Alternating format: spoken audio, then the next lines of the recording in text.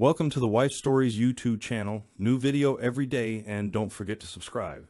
Here we go. June 29, 2015. There was an eerie quiet despite all the noise. CSI techs, uniformed cops, and detectives were busy everywhere. People were talking quietly, tagging evidence, clicking cameras, and chattering on police radios and cell phones. EMTs were waiting, and nosy neighbors lingered outside. Yet despite all the activity, the air felt too heavy for the sound to carry properly, like a muted guitar string in a soundproof room. Detectives Michael Reyes and Gil Mumford were longtime veterans of the Dallas Police Department, DPD.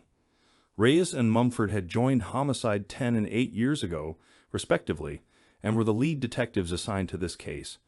They received the call at approximately 10:30 a.m. and headed over to the address in Oak Cliff, a gentrified part of South Dallas. They took in the scene quietly for a few moments and then quickly set about their work. Reyes made his way over to the prone body on the floor and engaged the coroner in conversation while Mumford began questioning the uniforms around the room. While this area, Oak Cliff, was quickly becoming one of the new, trendy areas of Dallas for young professionals, there were still a lot of inner-city problems lingering, and gunshots were not uncommon. Not uncommon, but nerve-wracking for the young white professionals trying to claim this part of the city. And so, after a single gunshot was fired that morning, a nervous young CPA dialed 911. The body was discovered slumped back in a desk chair. A single gunshot wound to the head, a small entry hole through the right temple, and a massive exit wound slightly below and forward of the left ear. A 9mm semi-automatic lay on the ground next to the body. There was no sign of forced entry or a suicide note. The dead man was identified by his driver's license and confirmed by his address and interviews with neighbors. Daniel Alexander Pratt, deceased.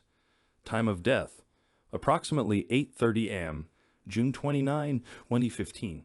It seemed like a simple case of suicide. July 3, 2015. Gil Mumford had a gut feeling on this one, and he and Reyes both respected and trusted that feeling. Most homicide detectives rely on their instincts to help them solve a case. Instinct, intensive training, and years of experience. But above all, they'll always ask themselves, what is my gut telling me here? Mumford kept turning over the scene in his mind. There was something wrong, but as yet he couldn't quite put his finger on it. He had delayed speaking with Mike about it, hoping he could get a better handle on his uneasiness. They had processed the case as a suicide, but increasingly Gil felt they were shortchanging this guy Pratt and decided it was time to bring Mike on board and see if their two perspectives could bring his thoughts and concerns into focus. This just doesn't feel like a suicide, Mike. Okay, what are you thinking? There was no forced entry, no prints except Pratt's. No one saw anyone enter or leave the house.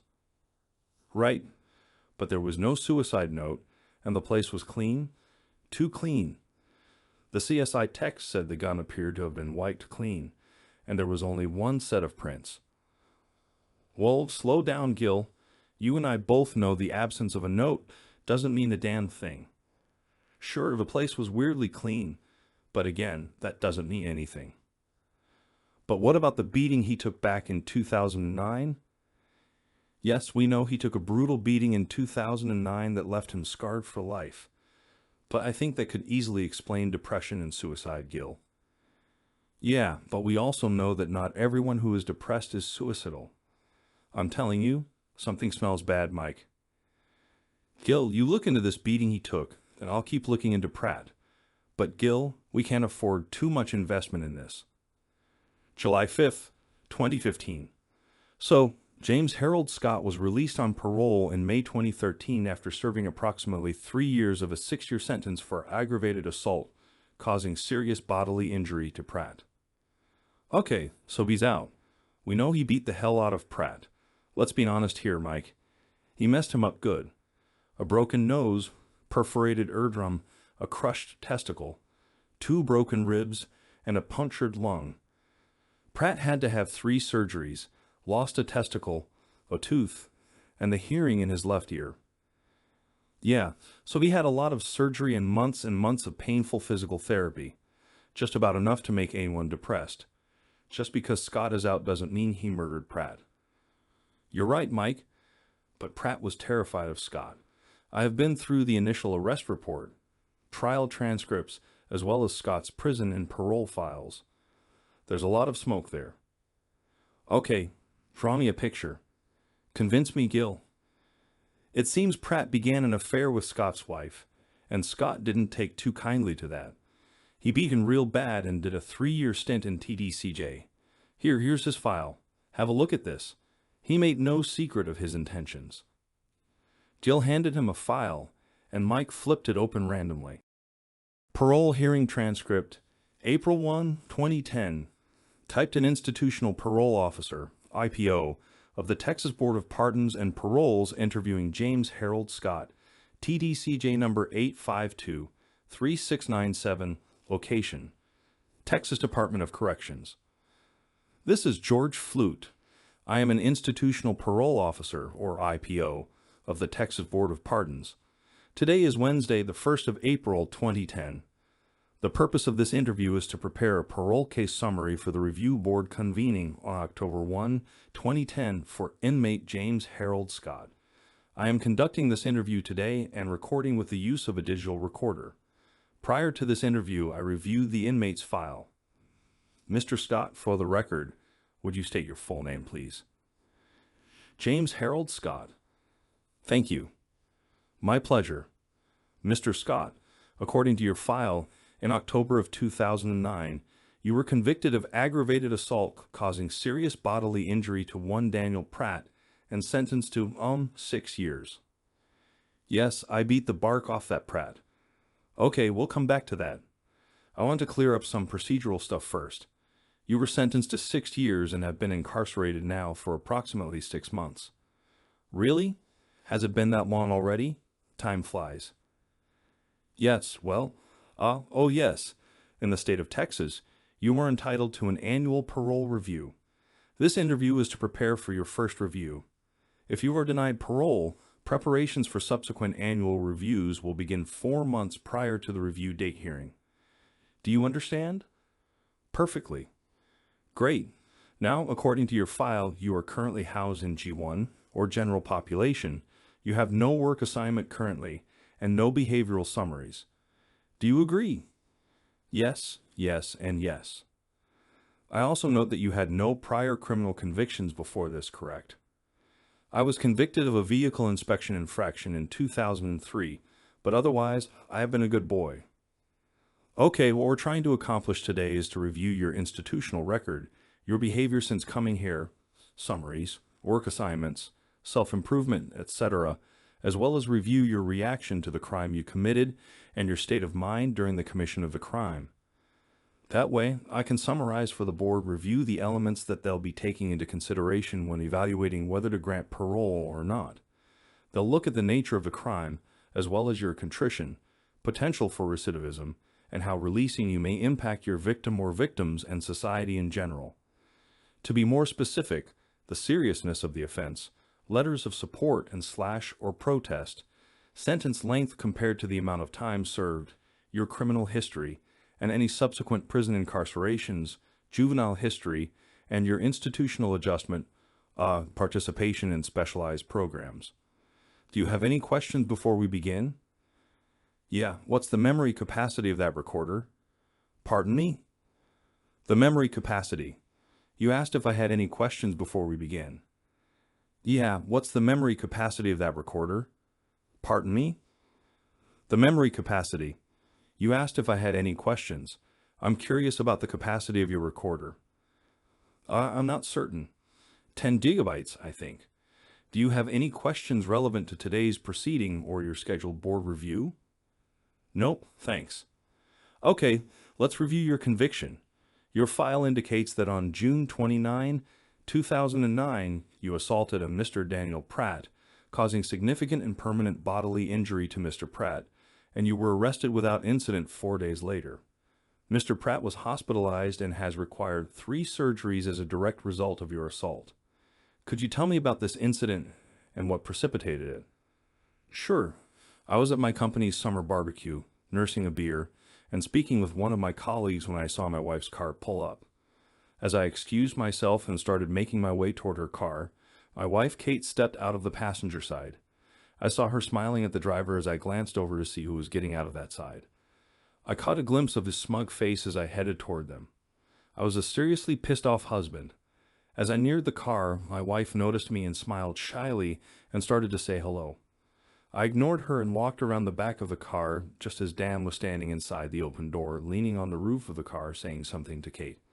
I quickly made my way toward him, and when he saw me, he turned to me and opened his mouth to say something. He never got the chance. I brought my beer bottle down on the bridge of his nose, hard, and as it shattered and blood began spraying everywhere, my wife Kate started screaming. As he was going down, I grabbed his hair with my right hand and the car door with the left and slammed the door into his head, slamming his head between the door and the frame of the car. After I let him sag to the ground, groaning, I kicked him in the nuts, hard. 2 or 3 times, I think, maybe more. I leaned down into him so only he could hear me. I said, "I know your game, Dan, and it won't fly. For the moment, she is still a married woman, and so there's a price to be paid. Take this as the payment you have to make when you mess with a married woman. And Dan, believe me when I tell you that if I spend even an hour in jail for this, the beating you'll receive when I get out will make this seem like a picnic. Do you understand?" He nodded painfully as blood pooled in his ear. "Good," I said. "Now pick your sorry butt up and start walking home a hole." Kate rushed around the car, I think, to check on Dan. I asked her what she thought she was doing, and she replied, "Jesus, Jim, you could have killed him." "What's gotten into you?" "Dan, are you okay?" I told her sharply that Dan was fine and had decided to take a walk on his own. Then I grabbed her arm and forcefully walked her back to the passenger side and snarled at her. "Get in the car." She seemed a little frightened. I opened the door and pushed her hard into the passenger seat and told her not to move from that seat. I closed the door and walked back over to the other side of the car. I grabbed the still prone and moaning Dan by his hair and dragged him away from the car. I think I hit him a few more times. Yes, I'm certain I did. Oh, and I may have kicked his ribs a few times as well. That part's a little fuzzy. Anyway, I grabbed Kate's car keys from the ground and turned around to see my friend John standing grinning at me. I asked John if he would mind taking Kate for a spin, and he agreed. Laughing, he didn't take her for that kind of a spin. We decided he should take her to her mother's house and meet me later at Joe's Tavern. I asked him to make her understand that for her own safety, it would be best if she stayed at her mother's. We enjoyed a couple of beers and some chicken wings, I think. They have an impressive collection of craft beers there. You should try the Street Arnold Fancy Lawnmower. It really is great. Anyway, though now that I think on it, I don't think I had the lawnmower that day. I'm pretty sure it was the Weed Whacker. Anyway, try them both. They're really quite good. So I drank some very fine craft beers, ate a few wings, and then I went home and went to bed. 4 days later, several DPD officers showed up at my office and arrested me. Thank you. You don't sound like you regret the incident at all, Mr. Scott." "Well, no. He was screwing my wife and rubbing my nose in it, so no. I don't regret beating Pratt. I do regret that I seem to have seriously misjudged my wife. I regret that Dan didn't take my warning more seriously. Perhaps I should have beaten him a little longer and harder. I'm sorry, what warning?" "I just told you that I warned him that if I even spent an hour in jail, I would beat him even more severely. He doesn't seem to have believed me. He even testified against me in court, like he wanted me to go to prison. Weird, right? And will you? If you were granted parole, would you assault Mr. Pratt again?" "Of course I would. I promised after all, and one must keep one's promises. Mr. Scott, that statement will not be viewed favorably by the review board." "I expect not, but that hardly surprises me. The justice system isn't really concerned with actual justice. If they were, Dan Pratt and my wife would be the ones being interviewed for parole hearings, not me. Why shouldn't I get satisfaction from my faithless wife and her pathetic lover? She lied and broke a contract she had with me. He knew she was married and pursued her anyway. All those politicians talking about our moral compass and family values is so much crap. If they really believe that, Our legal system would be set up to protect the sanctity of marriage, but that isn't what happens, is it? A husband or wife can lie and cheat, expose their spouse to disease and humiliation, spend our money and time on their lovers, and we're expected to just take that. Some a whole can insert themselves into someone else's marriage and family, and that's just fine with our legal system. Where's the protection of family values? How are we ensuring our moral compass is true? Or not? I will not apologize for my actions, but I am seriously upset that my government forced me to take them. So, just for clarity, if you are released, you plan to do physical harm to Mr. Pratt. Yes, I try not to make promises that I don't intend to keep. How can I show him how to be a better man if I fail to keep my promise to him? Please tell him for me that I won't let him down. I gave him my word, and I want him to know that he can count on that. Mike, it goes on like that for several more pages, and this is just the first review. He had 2 more just like it. They paroled him. I still have a hard time believing they let him out. So he did about half his sentence, and the whole time he promised to look up Pratt and lay another beating on him. Yes. Should we get an eye on him? We haven't got enough for that yet, and since Pratt's dead, that threat of physical violence isn't something we can take upstairs for support, but we should probably bring him in for a talk. I did put several electronic flags on him, though, since the money has never turned up either. The money. Look at the victim impact statement from the wife, just after that review. And he's a Boy Scout. His parole officer is scared of him, but can't say why. Thinks he's a sociopath, but he checks in right when he's supposed to, has a decent job, pisses clean, and has completed his community service. When is he clear of the state? In another 3 months. My guess is he'll have Texas in his rearview mirror in exactly 94 days. You still think he's our guy? More than ever. So let's go have a talk with him and his ex-wife. July 5th. I'm afraid all the time. What he did to Dan. What I now know he's capable of scares the hell out of me. Has he ever threatened you with violence, Mrs. Scott? Not directly, no. His friend John drove me to my mother's after Jim beat Dan nearly to death and made it clear to me that I might expect the same treatment if I tried to contact Jim or return to our house. I stayed with my mother until Jim was arrested, and I felt it was safe for me to go home to get some of my things. We read your first victim impact statement, Mrs. Scott. Please call me Kate, Detective. Thanks, Kate. As I said, we read your VIS and we're curious about the money and belongings that were missing. Can you tell us about that? He took all of our money, stripped our house bare, and I have never seen a dime since.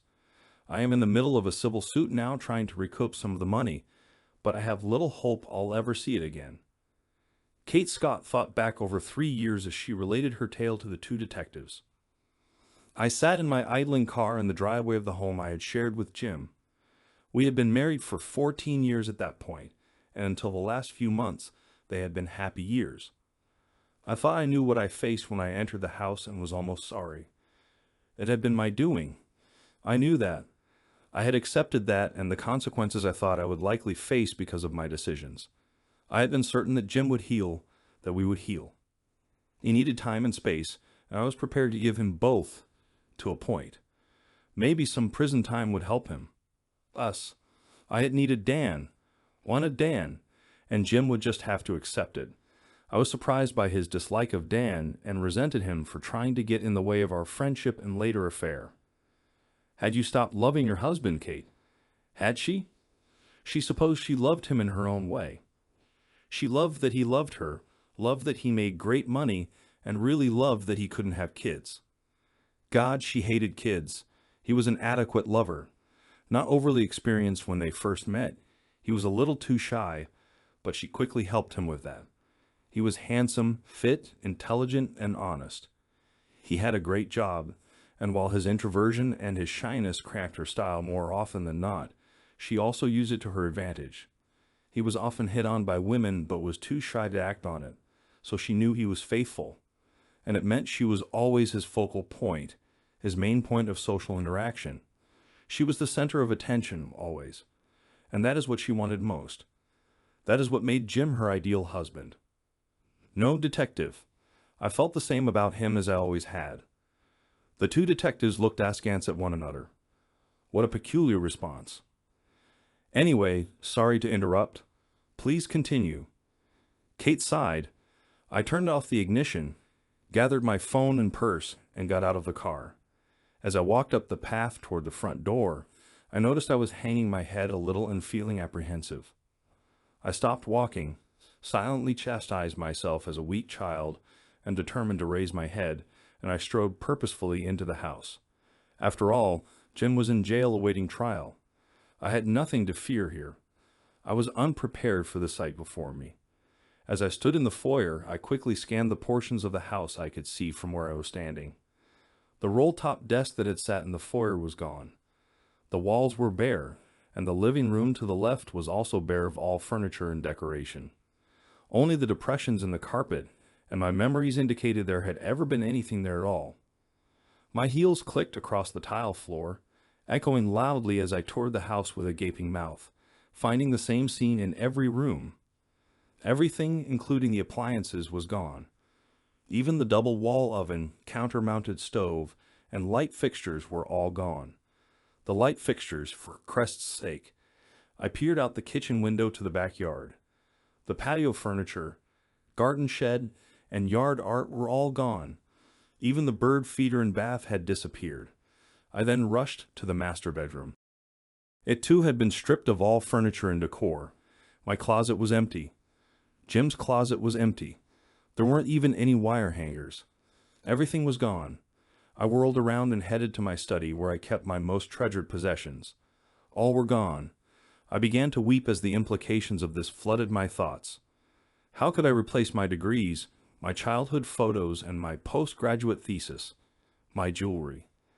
The bedroom suite we had paid $15,000 for. All of the high-end furniture and appliances. My extensive collection of designer clothes, purses, and shoes. Oh God, the shoes. I was becoming sick. What the hell was I going to do? My ears began to ring slightly, and I felt a sickening warmth envelop my neck, radiating up around my face and ears. My toiletries alone would cost thousands to replace. I pulled out my smartphone, swiped it, and dialed 911. Constable Wood arrived about 20 minutes later to find me distraught and seated on a windowsill quietly sobbing. He had a difficult time understanding me, but I managed, between sobs, to relate to him that I had just returned from a stay at my mother's to discover the house had been stripped bare. As he surveyed the house while I continued my piteous sobbing, he noted he had never seen a more thorough job. He had to stifle a smile and commented on it to me. Dan, they even took all of the light switch and AC plates, he said quietly. Man, do you live here alone? He had noted an absence of rings on my left hand. No, of course not, officer. I live here with my husband. And where is your husband now, Mrs. A? Scott. Kate Scott. My sobbing was beginning to wane. He's in jail. He was arrested a couple of days ago for assault. The constable nodded while pulling out his notepad and began wandering the barren house. I followed the constable, maintaining a running monologue of the missing items and my resulting heartbreak. As the constable made notes, he wondered aloud how long it would take to strip bare a house like this. There weren't even any picture hangers or nails, window coverings, or vent covers left. He noted, smiling, but at least they left the doors and doorknobs. Then he spotted it. An envelope, just a letter-sized white envelope sitting on the toilet seat of the half-bath adjacent to the kitchen. He noted the toilet paper and dispenser, towel rod, and mirror were gone as he read the writing on the outside of the envelope. It simply said, "Screw you. I believe this is for you, Mrs. Scott." As he read the "screw you" with a look of horror, I turned the envelope over.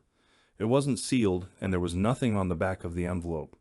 I opened it and drew out a single sheet of paper. It was not handwritten, and it was not signed. It read, "You have taken from me my love, my trust, my self-respect, my money, my youth, and my naivety. Years of my life that I wish I could have back were stolen by you. I know that you will not miss me, at least not in the way that you should, the way that most wives would, so I took what I thought you might miss. Everything else, screw you." "So what happened, Kate? Did you ever find out? Get your stuff back? I can only guess at this point, Detective Mumford. My guess is that Jim stripped the house bare and either gave away or threw everything away. Nothing has ever been recovered. And what about the money? I also noted in your victim impact statement that there were several $100,000 gone as well. Has any of that ever turned up? No. And it's worse than that. Jim drained our savings and checking accounts, cashed out his retirement accounts, and took the maximum allowable cash advances on every single one of our joint credit cards. He also refinanced the house to the tune of $375,000. My lawyer estimates that he got away with about $1.2 million in all. And it never turned up? He never admitted it. That seems incredible. Has he ever answered direct questions about what happened to it? He claims to have no memory of the money, that he was so distraught about my affair and his beating of Dan that he has no memory at all for about a 2-week period after the beating. Well, he sure sounds like a first-class Kate. I can see why you cheated on him. Why didn't you just divorce him first and avoid this whole mess? I mean, you must have had some idea he would react the way he did. That is the saddest part in all of this, Detective Reyes. Jim was a great guy up to that point. I cheated on him because I thought I could, that I deserved it. Not because he was a weak man. I never saw any of this coming. Meanwhile, Jim was being interrogated. Mr. Scott? James Scott? He stared curiously at the 2 men standing at his front door. Yup, but everyone calls me Jim. What can I do for you? I'm Detective Mumford, and this is my partner, Detective Reyes. Would you mind if we asked you a few questions? Well, you already have. Are there more? Excuse me?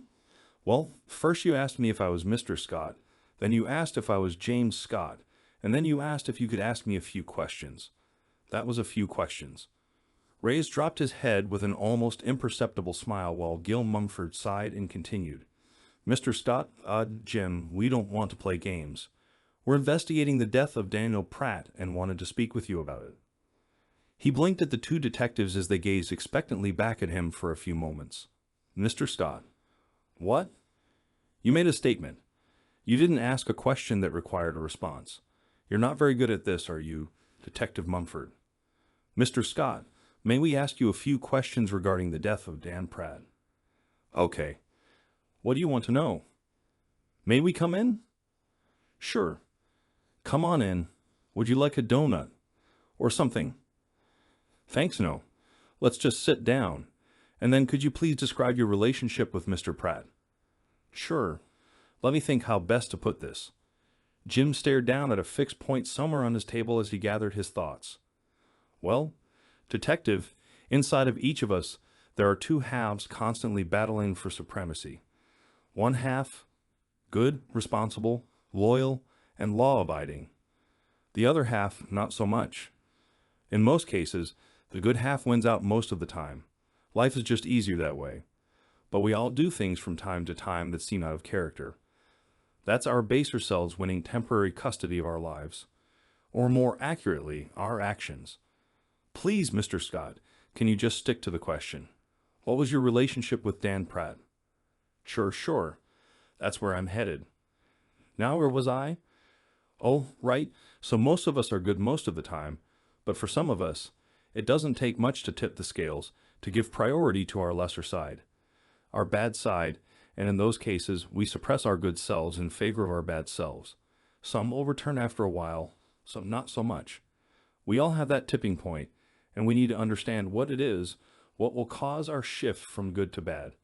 I found mine, and once I embraced my baser self, it helped return balance to my life. Justice, equity, revenge, call it what you will. Once that was achieved, I could go back to my former nice guy self. Dan Pratt was my tipping point, and that, Detectives Mumford and Reyes, was my relationship with Dan Pratt. Isn't it true, Mr. Scott, that Dan Pratt was having an affair with your wife? Wouldn't you say that more accurately describes your relationship? I'd have to say no. That he was screwing my wife describes their relationship. That I found out about it and what it did to me, and what I then did to him describes my relationship with Dan Pratt as I have already described. Tell us about discovering your wife's affair. Well, I had told Kate on several occasions that I didn't like this Dan a hole, that I didn't want her spending any more time with him. But she steadfastly refused to end the friendship. She started lying to me about her whereabouts, and when caught in a blatant lie and confronted, she snidely commented that if I hadn't expressed an unreasonable dislike for Dan, she wouldn't have to lie to me about having lunch or dinner with him. They had been working together for about a year and became more friendly about 2 months before I beat him, that I am aware of at any rate. That's when things started to change. Kate started canceling plans with me in favor of spending time with Dan. I complained, and she told me to grow up. She started spending significant amounts of our weekend time doing things with Dan after she had left me with a to-do list, of course.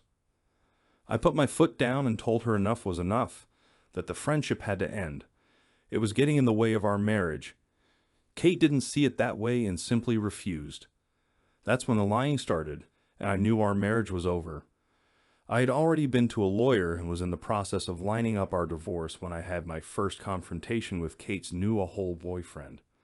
I think about a week before I beat the crap out of him. I had lived in the house for a long time.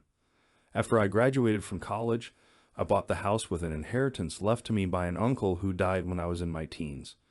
The house was in a great neighborhood and was certainly large enough to raise a family, so Kate moved right in after we married. We had become very good friends with most of our neighbors, and on this one evening we had invited them all over for a dinner party.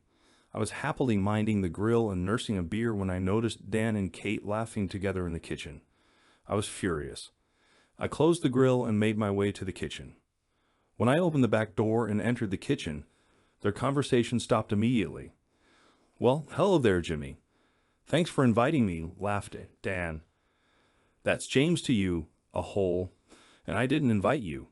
You are not welcome here. I suggest you put your drink down and leave right now." "Jim," screeched Kate, "don't be so rude. I invited Dan, and he's always welcome in my home. Apologize to Dan and behave yourself." "See, Jimmy, it seems I am welcome here after all. Why don't you run along and look after that grill while I spend some time with Kate?" I turned to my wife and very calmly said, "Kate, if that piece of crap isn't out of my house in the next 20 seconds, then he'll be leaving by ambulance, and you'll be right behind him with a car packed full of your crap." "Jim, what an awful thing to say. This is absurd. Dan is my friend and—" "Kate, you have 10 seconds left. Get in out of my house. Now."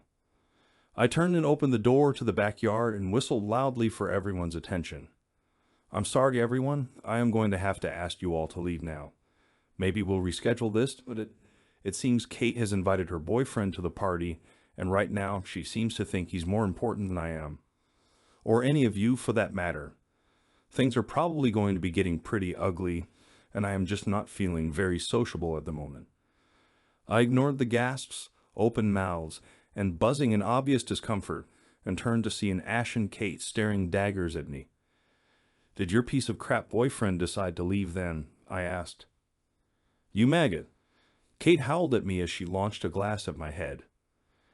Heating 304, I hurled right back along with the spatula I had been holding. I just missed her. The next week was cold, and I continued planning my exit. We didn't talk much. She never apologized, nor did I. Towards the end of the week, she seemed to be calming down while I was still seething. I wasn't planning to have it all out with her. What was the point? I wasn't putting up with this crap anymore, but felt I needed a couple of weeks to get things in order to protect myself against any aggressive lawyer Kate might hire once I had her served. The house was mine before we married, but I wanted to be certain of my rights. I knew I'd have to split our assets with her, but I wanted to keep the split even, and I wanted the house free and clear. We made about the same amount of money and had about the same saved in retirement accounts. We didn't have any kids, so no custody or child support issues to be worked out. The checking, savings, and investments could be split 50-50. I keep the house and she could have Dan. Unfortunately for me, the activities on the day of my company barbecue forced my hand a little early. I hadn't told Kate about the barbecue. I didn't want her there, but it seems I later found out that Dan needed to rub my nose in things. He was pissed about the party at our house and felt I needed a little more humiliation. He felt he'd be able to safely embarrass me in public, and flaunting his affair with Kate in front of my colleagues would just be a nice bonus. Sucks for him he was so wrong about his safety. Of course, you know what happened when they showed up. Anyway, as I drove to the bank after I left the barbecue, I called my lawyer and asked if he could have Kate served at work the next day. We had planned on 3 days from then. He said that he could. When I got to the bank, I closed the checking and savings accounts and then headed to Joe's to pick up John. Then I'd have to rush home to cancel our credit cards. Before she found out our savings were closed, I ran up the limits. So where's the money now? Are you investigating that for her civil case? No, I was just curious. Well, I'm sorry to say that I lost it or misplaced it. I don't know what became of the money. You remortgaged the house and cleaned out all of the accounts. You walked away with over $1 million and you just lost it. I know it's hard to believe, but I wish I could remember that all more clearly. Oh well, easy come, easy go, just like cookers, right? Detective? That was a neat trick cleaning out the house, Mr. Scott. Whatever happened to the contents, and how on God's green earth did you get all of that done in under 4 days? I have lots and lots of friends, Detective. Didn't you say you wanted to talk about Dan Pratt, Detective? Right. So, where were you the morning of June 29th, 2015, Mr. Scott? Do you want to know where I was the whole morning? That would be helpful. Okay, let's see. From 12:01 a.m. till about 6 a.m., I was asleep in my bed here, second room on the right down that hall. From 6:01 a.m. to about 6:08 a.m., I was in my bathroom across the hall from my bedroom, the aforementioned second room on the right down that hall. I stayed in the bathroom for about 10 minutes showering and shaving, and then I returned to my bedroom, the second door. Mr. Scott. I thought you might appreciate a little detail. Okay. I dressed, had some coffee and a light breakfast.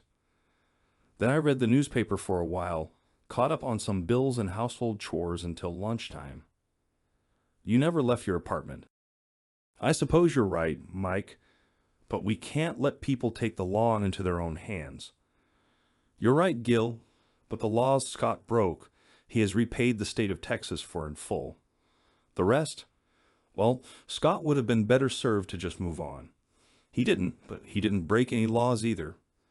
Prison sure made him slicker, and he sure as hell had a lot of time to plan. Maybe if Pratt had taken his advice and let the beating drop, he'd still be alive. Who knows? All I know for sure is no one here won. Kate ambled up the stairs to the second-floor apartment she shared with her cat. She was tired after a long, hard week. Her affair with Dan and Jim's subsequent actions had left her in very poor financial shape. She didn't have a lot of spare money or time these days and seemed tired all the time. She was a little less frightened these days. As near as anyone could figure out, Jim had left Texas nearly a year ago, and she had begun to feel like that chapter of her life was coming to a close. Finally, she was just going through her mail when she noticed a postcard. She was curious. She didn't remember anyone she knew was traveling at the moment. Kate looked at the front of the postcard. It was from Majuro in the Marshall Islands. On the front, it showed a beautiful beach scene at sunset or sunrise. How the hell should she know? Also on the front, superimposed over the beach scene were the words, "Wish you were." She turned it over and gasped. In Jim's handwriting was a single word angrily penned. Dead, Jim. The money and household items were never seen again. Jim had left Texas shortly after his commitment to the state was satisfied and fled to the Marshall Islands. He was a changed man, and not for the better. Maybe a broken man was a better way to describe it. His wife's affair and betrayal had started the transformation, and Dan's taunting and Jim's violent reaction had deepened that change. Prison had sealed it. Prison is not the kind of place a man is likely to heal. More than likely, he'll come out more damaged than when he entered. Jim Scott was no exception. A once happy, loyal, non-violent, hard-working citizen was transformed into a hate-filled, vengeful man capable of extreme violence and incapable of empathy or forgiveness.